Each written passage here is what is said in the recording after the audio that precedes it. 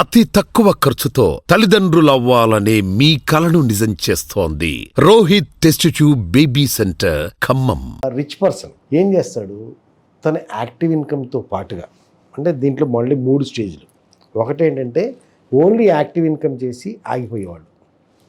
రెండో రకం ఏంటంటే active income plus passive income. Passive income అంటే ఏంటి అంటే డబ్బును సంపాదించడం. యాక్టివ్ ఇన్కమ్లో ఏమవుతుంది, మనం డబ్బును సంపాదిస్తాం. ప్యాసివ్ ఇన్కమ్లో ఏమవుతుందంటే డబ్బును సంపాదిస్తుంది. డబ్బు మన కోసం పనిచేస్తుంది. ఎప్పుడైతే డబ్బు మన కోసం పనిచేయడం మొదలుపెట్టిందో దానికి వారానికి రోజు సెలవు అక్కర్లా. 8 గంటల డ్యూటీ తర్వాత దిగిపోదు. సో అది 24 గంటలు పనిచేస్తుంది. నువ్వు నిద్రపోతున్నా పనిచేస్తుంది. నువ్వు ఏ స్టేజ్లో ఉన్నా కానీ దాని అంతటది ఆ స్పిన్నింగ్ అనేది జరుగుతూ ఉంటుంది.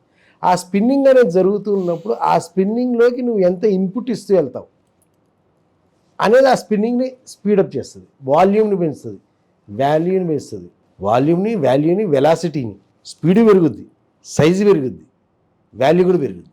అది పెరుగుతూ ఉంటుంది అన్నమాట. ఆ పెరుగుతూ ఉన్నప్పుడు ఏమవుతుందంటే ఒక స్టేజ్కి వెళ్ళిన తర్వాత ఈ యాక్టివ్ ఇన్కమ్ ఏదైతే ఉందో ఇది నెగ్లిజిబుల్ అయిపోతుంది.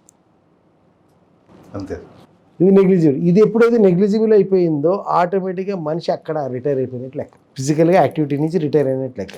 సో ఈ రిటైర్మెంట్ జనరల్గా మన జనాలు చేసే ఇది ఏంటంటే ఈ ఫైనాన్షియల్ ఫ్రీడమ్ అంటారు, ఆర్థిక స్వాతంత్రం అంటారు. ఈ ఆర్థిక స్వాతంత్రం అంటే జనరల్గా ఈ నెట్వర్క్ మార్కెటింగ్ వాళ్ళు, రియల్ ఎస్టేట్ వాళ్ళు ఇట్లా కొంతమంది దాన్ని ఒక రాంగ్ డైరెక్షన్లో చూపిస్తారు. ఆర్థిక స్వాతంత్రం అంటే ఏంటంటే ఫర్ సపోజ్ మీకు ఇంట్లో ఒక ₹1,00,000 ఇంటిలో నెలకు ఖర్చు ఉంది.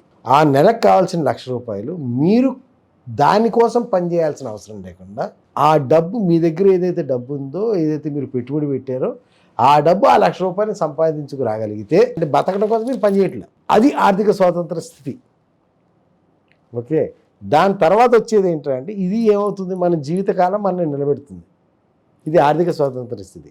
ఆర్థిక సమృద్ధి స్థితి అంటే ఏంటంటే 7 తరాలు తిన్నా తరగలేదంటారు చూసారా, ఆ స్థితికి వెళ్తాం అనమాట. ఆ స్థితిలోకి వెళ్ళినప్పుడు ఏమవుతుందంటే నీ దగ్గర నువ్వేం చేయక్కర్లేదు, నీ డబ్బుని సంపాదించుకొస్తుంది. ఎంత సంపాదించుకొస్తుందంటే నువ్వు ఖర్చు పెట్టే స్పీడ్ కంటే డబ్బు సంపాదించే స్పీడ్ ఎక్కువ, 10 times. సో అది ఒక డిఫరెంట్ స్టేజ్ అనమాట.